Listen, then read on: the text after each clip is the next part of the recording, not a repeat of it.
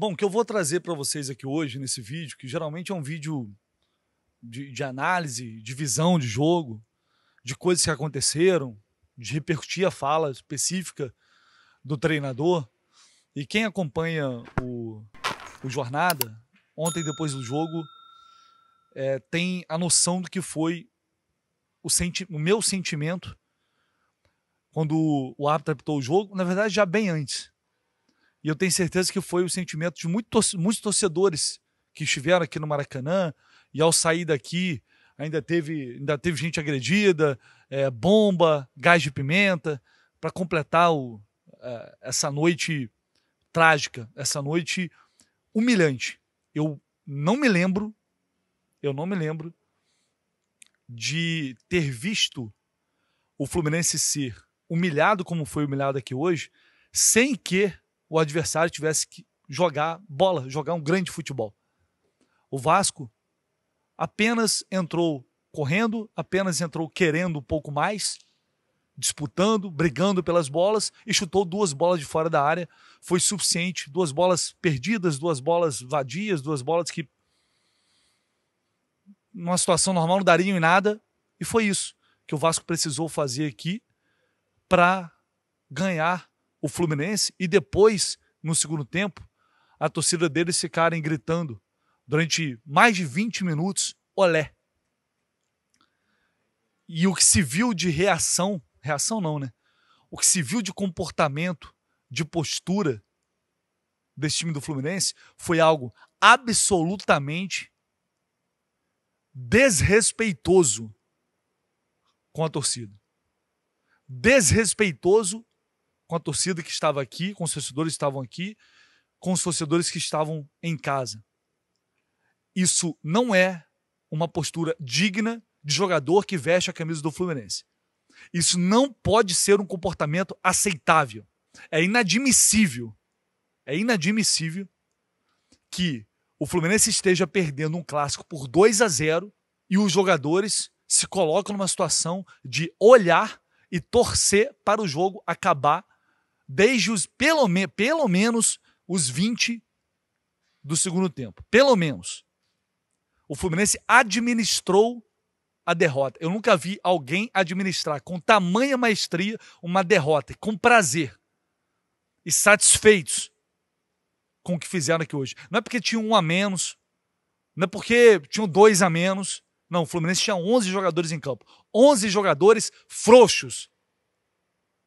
Eu, aqui no canal, no Jornada, eu procuro não desrespeitar ninguém. Eu tento não faltar com respeito com ninguém.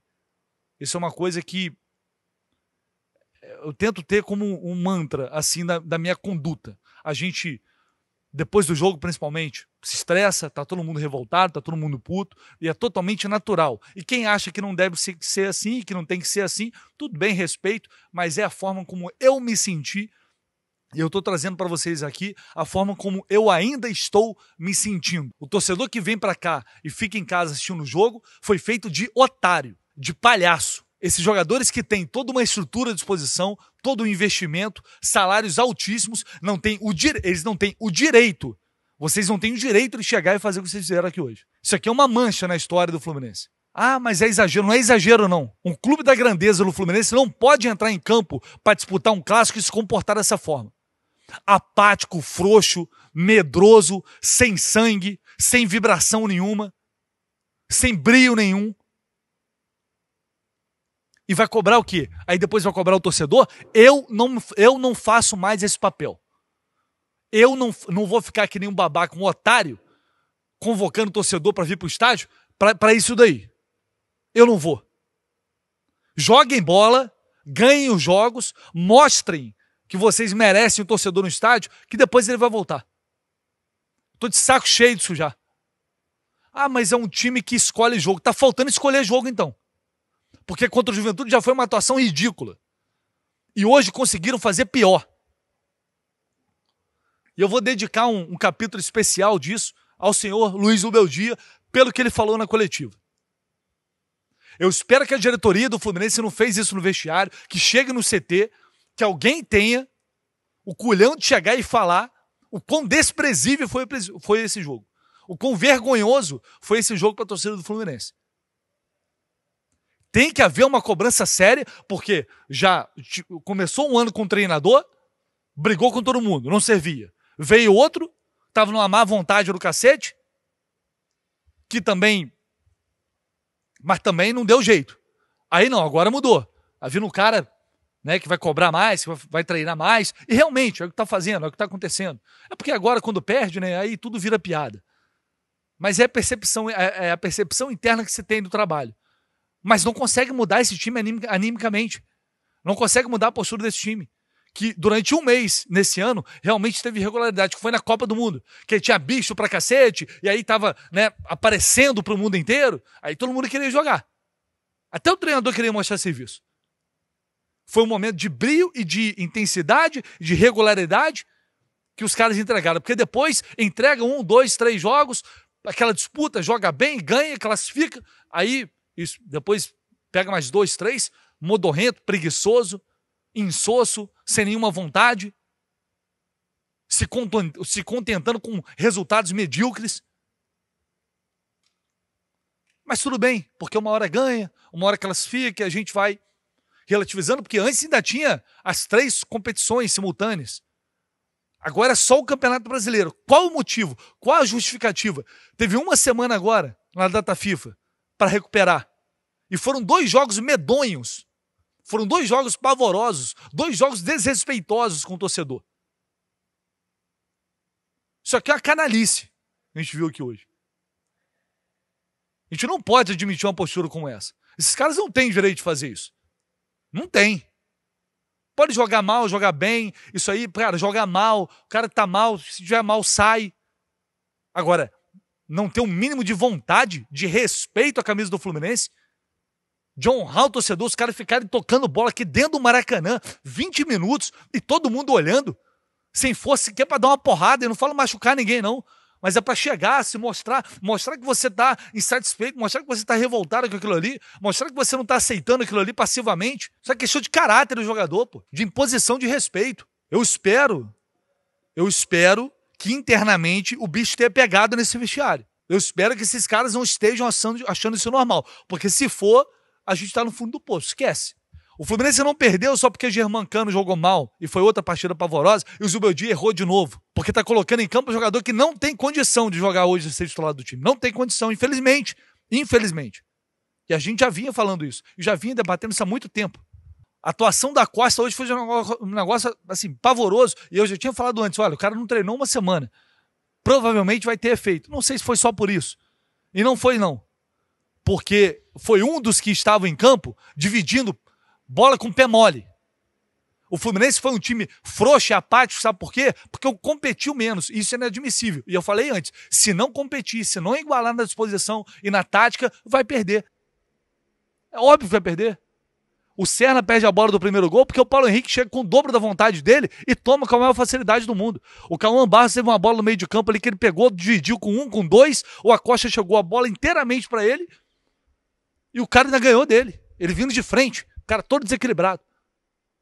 Pé mole em várias divididas. O senhor Hércules olhou o jogo dentro de campo. Olhou. O jogo inteiro.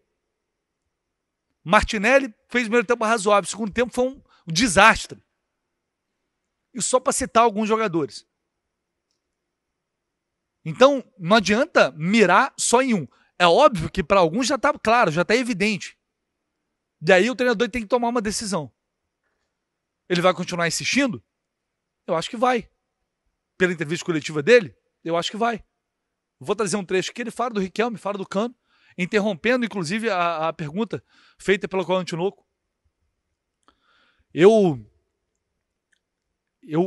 tento, pode não parecer, mas eu tento sempre ter uma visão mais otimista, assim. Depois você passa a raiva, eu falo, cara, esse time já mostrou, esse time já fez, esse time já apresentou coisas melhores.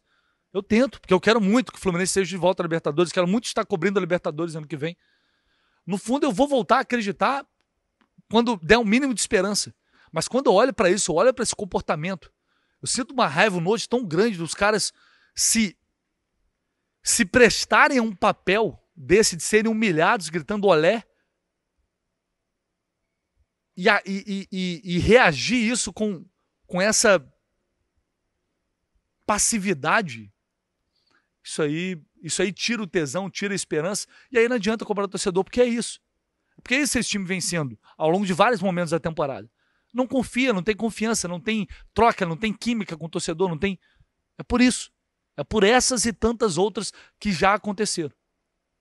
O Fluminense teve 10, 15 minutos bons que poderia ter feito gol, não tivesse Germancano perdido no gol cara a cara. Naqueles 10 minutos ele chegou umas 3, 4 vezes, poderia ter feito gol, sim, poderia. Talvez tivesse feito gol, o jogo seria diferente, talvez sim, mas não fez.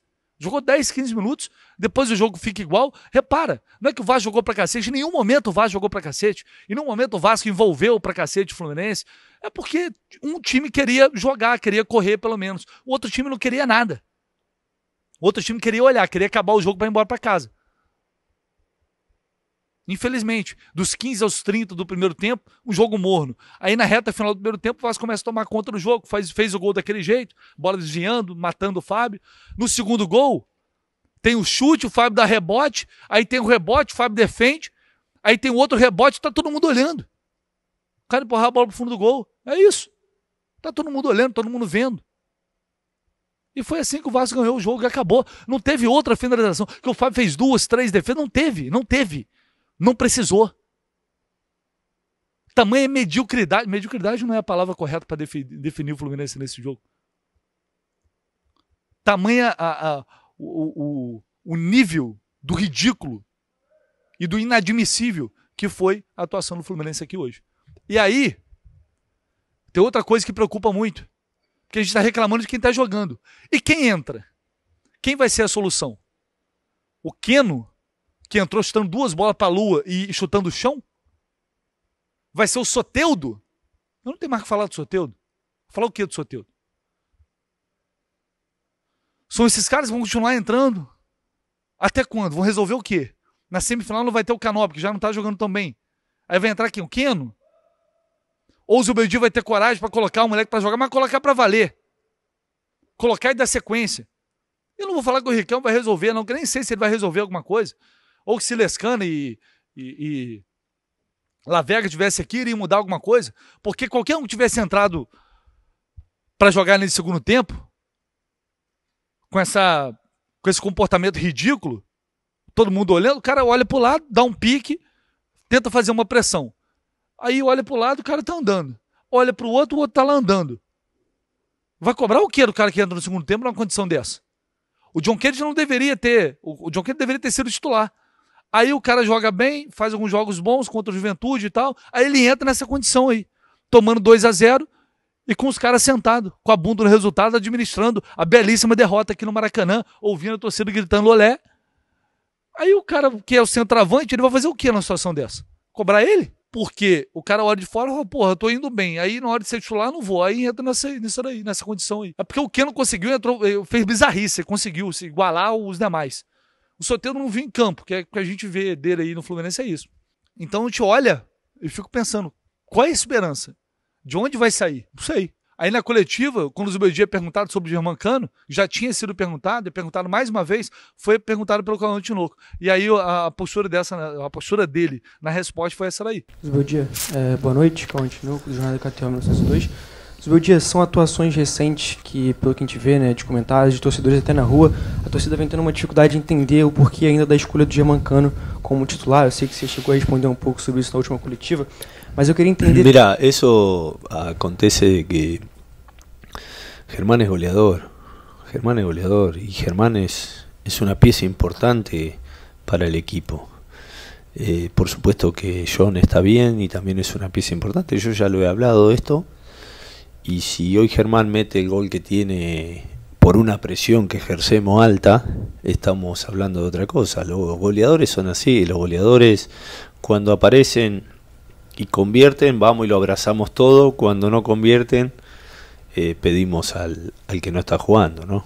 Me parece que es una ley del centro atacante. Não, eu queria entender só, basicamente, por que tecnicamente, o motivo da escolha, se é uma questão de encaixe técnico no seu esquema, se é uma questão mais de experiência, também necessita que o Germancano faz muitos gols. Tem alguma questão técnica, assim, no seu encaixe de esquema que faz o Gianmarcano hoje ser titular? E por que não do John Kennedy ganhar uma sequência, talvez, no time? Bueno, acabo de explicar, ¿no? Acabo de explicar. Si hubiésemos convertido nosotros, estaba todo muy bien, ¿no? No convertimos y empezamos a ver por qué jugó un jugador y no jugó otro. Es así de simple el fútbol, son decisiones y todo se mide con el resultado, ¿no? Pero si se mide con el resultado no tengo nada que responder. Si mirás el primer tiempo, nos vamos injustamente 1-0 y habiendo errado oportunidades de nosotros, ¿no? Habiendo sometido al rival, habiendo presionado bien, habiendo tenido una situación más que clara por una presión alta que hizo el equipo. Claro, cuando después el resultado no se da, por supuesto decimos por qué no jugó John Kennedy, por qué jugó tal jugador. Yo confío en todos los que tengo y bueno, tomo las decisiones que a mí me considera, que yo considero, que yo veo. Así que es simplemente eso. Respeto a Germán, respeto a John Kennedy, respeto a Beraldo, pero claro, se mide todo con el resultado, ¿no? Y está bien que me preguntes eso. Pero mi respuesta es que el equipo, por momentos, todo el primer tiempo creo que fue muy bueno, y el segundo tiempo, cuando nos estábamos acomodando, llega el segundo de ellos, entonces la diferencia estuvo en 2 disparos, que es más virtud o un poco accidental, o más virtud de Ryan, no sé cómo le llaman. Parece que ahí estuvo un poquito el partido, ¿no? Con esas apariciones puntuales de un jugador que está en un buen momento, pero en funcionamiento yo pienso que hicimos unos 45 minutos, unos 60, fueron buenos. No, creo que el tándem Guga y Soteldo ahí podía generar verticalidad, ir de forma lineal para poder tirar centros. Me parecía un partido complicado para Riquelme. Opté por la experiencia, porque no era un partido del último tercio. El otro partido fue del último tercio. ¿Por qué? Porque los teníamos en este no, había que trabajar las 2 fases y opté por alguien de experiencia para que haga las 2 fases. En el caso de Riquelme, siempre que pueda tener la posibilidad de colocarlo en la banca lo voy a colocar, y siempre que tenga la posibilidad de que estemos trabajando en el último tercio con pierna invertida, que fue con Juventud, está bueno porque él te abre el espacio cuando vas para adentro. Pero como era un partido que había que hacer las 2 fases, clásico y demás, opté por la experiencia. Y puse el tándem lateral extremo para poder tener frescura por aí. Então ele nem deixa terminar a pergunta, claramente incomodado com o questionamento que é totalmente legítimo que está sendo feito. Ele nem deixa terminar a pergunta. E a justificativa é porque ele é mais experiente, porque faz mais gols. Aí tudo aquilo que a gente vinha falando, de que está dando prioridade a quem está entrando, está jogando bem, a quem está entrando, está rendendo, tudo aquilo cai por terra, porque não é mérito, não tem mérito. Tem não, que ele é importante, que ele é experiente, que ele é o artilheiro. Então não adianta. Aí o cara olha e fala, não adianta, eu vou entrar, vou continuar jogando bem, não vou ser titular, né? Vou entrar nessas merdas dessa rabuda, e o que adianta?